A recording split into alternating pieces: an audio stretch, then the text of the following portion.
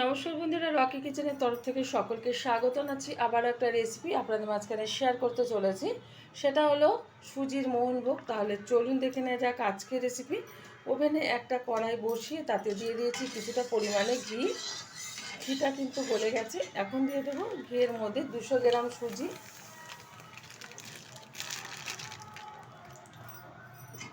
আপনারা আপনাদের মাপ বুঝে, পরিমাণ বুঝে কিন্তু সুজিটা রান্না করে নেবেন। এখন সুজিটা ভালোভাবে আমি ভেজে নেব। সুজিটা কিন্তু খুব সুন্দর করে আমি ভেজে নিয়েছি, দেখতেই পাচ্ছেন ব্রাউন কালার কিন্তু চলে এসেছে ভাজার ফলে। এখন দিয়ে দেবো পরিমাণ মতো চিনি। যতটা মোহনভোগে আপনারা মিষ্টি খাবেন সেই অনুযায়ী কিন্তু চিনিটা ব্যবহার করবেন। দিয়ে দিচ্ছি খুব সামান্য পরিমাণে একটু লবণ, যাতে ব্যালেন্সটা ভালো থাকে সুজির, মানে মোহনভোগের। আবার একটু নাড়িয়ে নিচ্ছি। ভালোভাবে কিন্তু নাড়িয়ে নিয়েছি।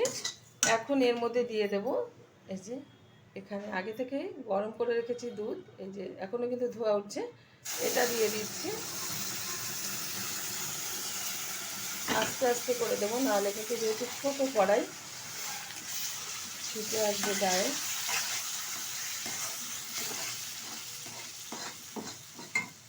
আবারও দিয়ে দিচ্ছি।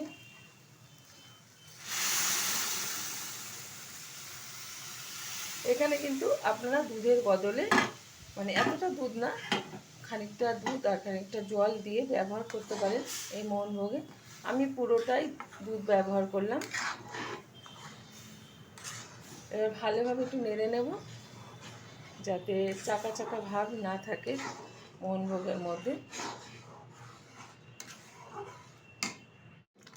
ফোটা কিন্তু শুরু হয়ে গেছে। এখন এর মধ্যে দিয়ে দেব কিছুটা কাজু কিশমিশ, দিয়ে দিচ্ছি কিছুটা কুড়িয়ে রাখা নারকেল। আমার এই রেসিপি যদি আপনাদের ভালো লেগে থাকে, আপনারা অবশ্যই আমার চ্যানেলটিকে সাবস্ক্রাইব করবেন, লাইক করবেন, শেয়ার করবেন।